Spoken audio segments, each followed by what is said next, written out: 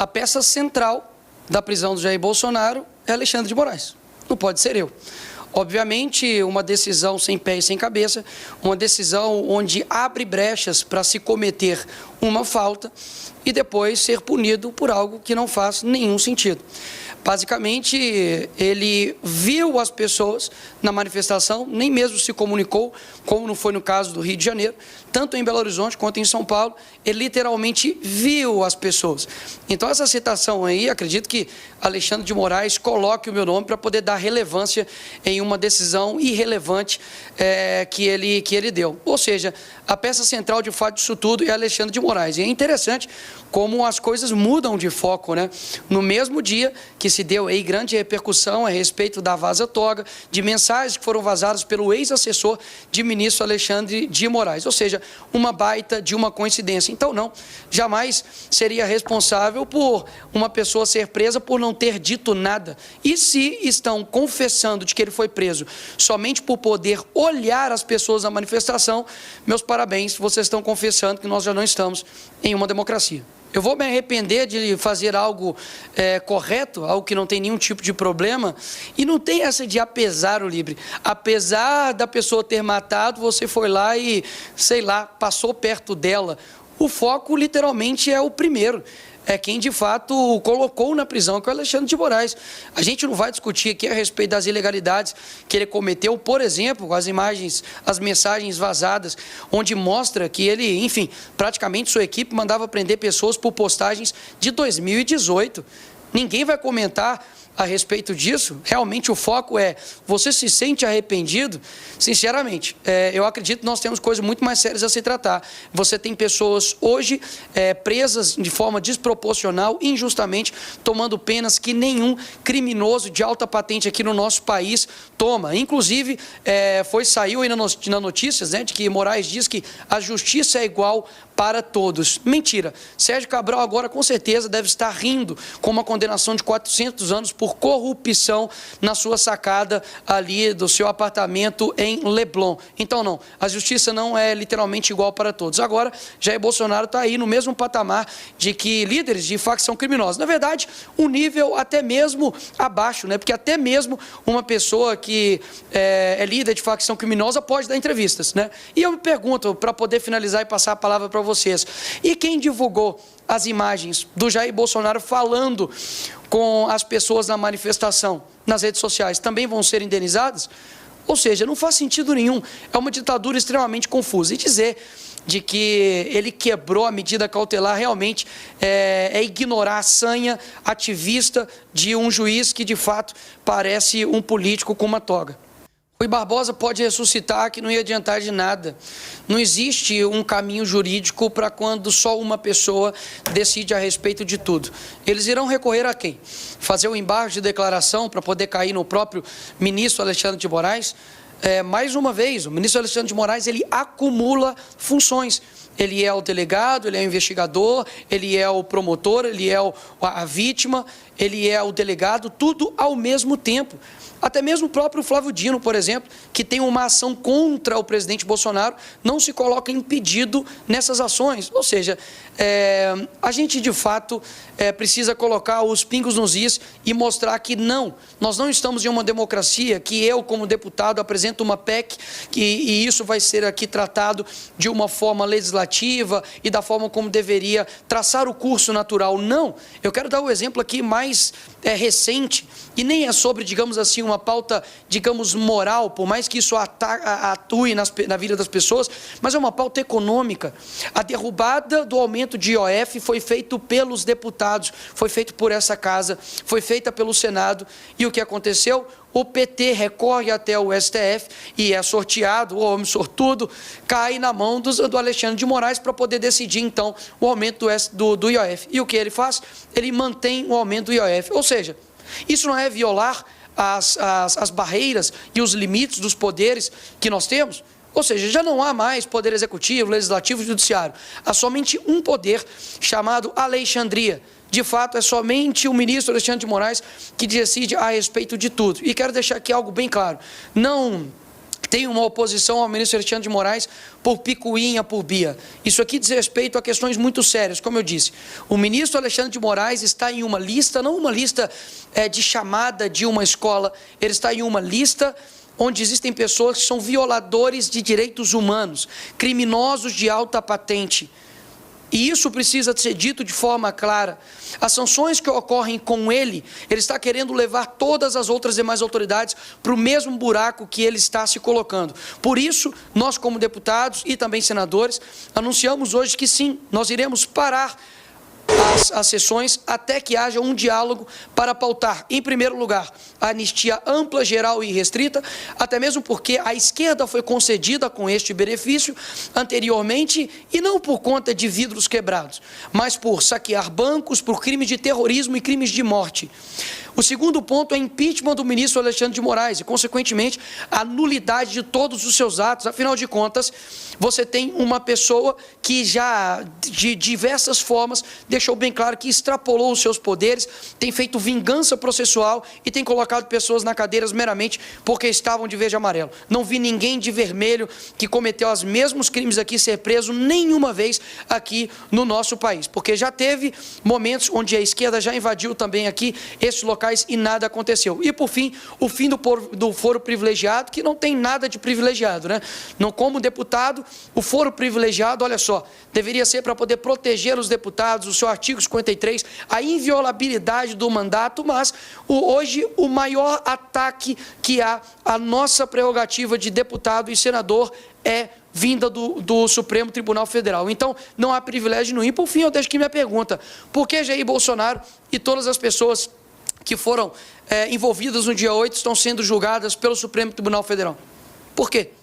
Me fala um aí que foi colocado anteriormente. Ou seja, o ministro Lula foi colocado, na verdade, estava numa primeira instância, foi feita uma manobra para poder jogar, enfim, para o STF e assim ser solto. Agora é o contrário. Tira-se da primeira instância para poder ter um julgamento, para poder jogar para o STF, para literalmente fazer um jogo de cartas marcadas. Esse é o cenário atual do nosso país. E há quem diga que nós estamos em uma democracia. Primeiro, a respeito sobre a anistia, é o que exatamente estou querendo dizer. Houve uma anistia ampla, geral e restrita, eu não disse somente para a esquerda, houve uma anistia ampla, geral e restrita, e é isso exatamente que eu estou pedindo para todos. E neste caso, agora em específico, foi para as pessoas, obviamente, que cometeram aqui alguns crimes e delitos, mas não de proporção de 17 anos. Agora, quem não está preocupado com o foco dos grandes problemas reais do país é o ministro Alexandre de Moraes. Porque, no fim das contas, nós estamos fazendo um trabalho aqui, tentando fazer um trabalho para olhar para as causas profundas do nosso país, como, por exemplo, saneamento básico, onde tem 100 milhões de pessoas que não têm água potável e nem saneamento básico no nosso país. A gente tem que tratar sobre o problema de segurança aqui no nosso país, nós temos que tratar a respeito de problemas sobre educação no nosso país. Agora, quem está no Poder Executivo? Quem que está no Poder Judiciário somente gastando o seu tempo em perseguir opositores? Qual é a medida que o nosso Judiciário tem tomado contra o crime organizado? Qual que é a medida que o nosso Judiciário tem tomado contra tudo aquilo que você me perguntou e está dizendo sobre as causas profundas do nosso país? Agora, o que exatamente nós estamos querendo dizer é isso. Vamos dar um primeiro passo de pacificação no país. Agora, vamos lá. Um pai que é condenado a 17 anos, como o caso do Rubens, que foi condenado a 17 anos porque furtou uma bola assinada pelo Neymar aqui no Congresso, está distante da sua esposa, Norda, com um filho recém-nascido e com outro filho de 6 anos de idade. Isso não é uma causa profunda? É uma pergunta que eu faço. Você sanar injustiças feitas por um judiciário que colocou pessoas na cadeia por conta de um post em 2018 não é olhar para as causas profundas? A grande questão é que o brasileiro olha para todas essas questões genéricas e se apega a isso. Agora, as causas que realmente impactam o coração das pessoas, que é injustiça, que é de fato lutar pela verdade aqui nesse país, isso é deixado de lado. É o filho do outro, né? É o tio do outro, é a sobrinha do outro, é a avó do outro, né? Porque, afinal de contas, uma pessoa de 71 anos foi colocada novamente na cadeia, retirada da prisão domiciliar, porque cometeu o grande crime da quebra de cautelar de ir para a fisioterapia. Isso é o ministro Alexandre de Moraes está fazendo. Então, assim, vamos parar de olhar. O foco está aqui em nós, o foco não está no ministro Alexandre de Moraes. Quem está sendo sancionado por uma lei que só está criminosa? Não sou eu. Nem é nenhum dos deputados aqui. Querem ajudar a pacificar o país? Comecem a dando o exemplo. Começando pelo ministro Alexandre de Moraes. A posição da esquerda é sempre de colocar a culpa no outro, né? A culpa nunca é deles. Ano que vem vai se fazer 18 anos no poder, no executivo, mas a culpa de tudo, obviamente, se volta para a mesma pessoa, o Bolsonaro. E agora, na figura de Eduardo Bolsonaro. Vamos lá. A influência que o Eduardo Bolsonaro está fazendo no governo americano é um ataque à soberania? Tá. Então, quer dizer, então, de que quando o Lula manda um avião até o Peru para poder resgatar a ex-primeira-dama condenada por corrupção, é ataque à soberania? Quando o Lula interfere numa decisão sobre a Cristina Kirchner de corrupção, isso também é ataque à soberania? Quando, em 2016, foram até os tribunais penais internacionais para poder retirar ali o impeachment da Dilma, também é ataque à soberania? Quando a deputada Gleisi Hoffmann foi até a TV Al Jazeera do mundo árabe para poder falar, para poder soltar o Lula, também era um ataque à soberania. Então, o que eles estão dizendo é que todos eles, então, são criminosos? Eu acredito que não. Por quê? Porque é uma indignação completamente seletiva. O Eduardo Bolsonaro, ele não está lá manipulando a cabeça do governo americano. Ele, como até mesmo cidadão americano, ele pode apresentar as denúncias que todo mundo está vendo. Fique em paz, o mundo inteiro está vendo, e eu acho que o governo americano tem celular, ele tem acesso, né, à mídia, ele não precisa aí literalmente de nenhum tipo de manipulação para poder tomar suas decisões. E um ponto aqui importante é que a carta do Trump foi muito certeira. No primeiro parágrafo, ele fala como está sendo tratado Jair Bolsonaro, que está sendo uma caça às bruxas. No segundo parágrafo, ele fala a respeito das eleições livres e da falta de liberdade de expressão que está sendo guiada pelo Supremo Tribunal Federal. Ou seja, o nosso presidente, que agora está no poder, basta de fato ele atentar para o que foi colocado na carta pelo Trump, não por mim, não pelo Bolsonaro, não escrita pelo Eduardo Bolsonaro, mas pelo Trump, para poder tomar as decisões corretas. Agora, não vai ser com provocações do Lula aos Estados Unidos, ou falta de diálogo, falta de diplomacia, dizendo, por exemplo, antes das eleições que o Trump era um nazista de moeda trocada, que nós vamos resolver este problema. Então, mais uma vez, a população está vendo que agora, literalmente, Jair Bolsonaro está preso dentro de casa, Eduardo Bolsonaro está em outro país, e a culpa é deles agora? Assim, é uma falta realmente de capacidade de assumir tanto as suas ações quanto as suas omissões. Quer resolver o problema, faça as duas coisas aqui no Brasil. Trate Jair Bolsonaro da maneira como deveria tratar, tendo eleições limpas e sem querer ganhar no tapetão, e também, obviamente, parando com essa sana persecutória através do ministro Alexandre de Moraes contra toda a direita. Eu falo por mim, não falo por todo o PL, eu nunca parei a minha pressão daquilo que pode ser feito, e tenho dito desde o começo desse ano, tanto fora Lula quanto fora Moraes, lutado pela anistia, desde inclusive a CPMI do dia 8 e anterior a ela, visitando os presos do dia 8. Então isso é uma pauta que ultrapassa questões partidárias. Agora, o que eu tenho visto é que nós temos que fazer todas as cartas que estão ao nosso alcance, porque daqui a pouco vão dizer que nós não dialogamos, não tentamos articular, e nos é exigido isso, né? Então nós estamos fazendo isso, já conversamos, já dialogamos, já tivemos CPMI, já tentamos de todas as formas. Então a temperatura precisa aumentar para que atinja os efeitos. E eu discordo de que não tem dado certo. Somente essa semana, por exemplo, o senador Carlos Viana, de Minas Gerais, assumiu publicamente, está a favor do impeachment do ministro Alexandre de Moraes, caso isso seja pautado no Senado. E agora mesmo, a Margarete Busetti, de Mato Grosso, acabou de também divulgar publicamente de que é favorável ao ministro ministro Alexandre de Moraes. Então, antes do Cunha brigar com a Dilma, qual era a possibilidade do impeachment? Não sei, talvez poucas. Então, eu aprendi que, como cristão, eu tenho que fazer o certo sem esperar que dê certo.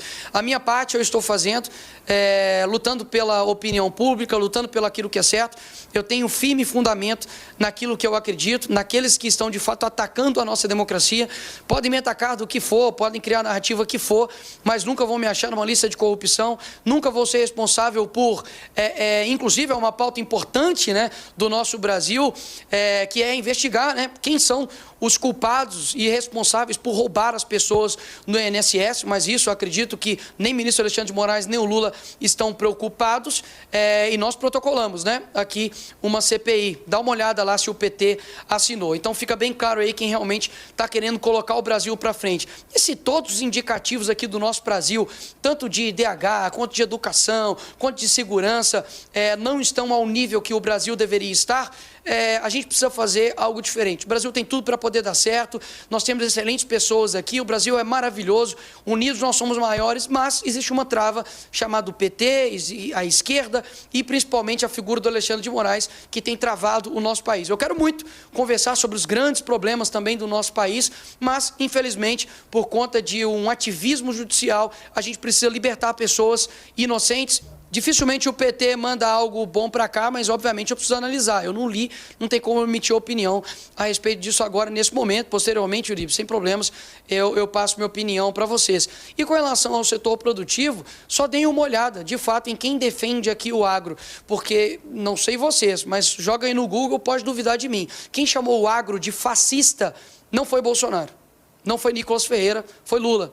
Então, é só ver como que é o tratamento que estão dando, por exemplo, para o agro do Rio Grande do Sul, depois de uma catástrofe, basicamente deixados ao pó, o povo que realmente sustenta aqui esse país. E, mais uma vez, quem tem gerado a crise diplomática com os Estados Unidos, inclusive através da sua primeira-dama, xingando o homem mais poderoso do mundo, que até então fazia parte do governo americano, tem nome que é Janja, quem tem feito diversos ataques à democracia americana e dito, inclusive, sobre desdolarização, tem reforçado ali o BRICS, é o presidente Lula. Então, se ele quer ajudar o agro, leia mais uma vez a carta do Trump. Se ele não conseguir ler, pede um assistente, pede um assessor para poder ler para ele entender o que o Trump está querendo dizer, e a solução está nas mãos deles.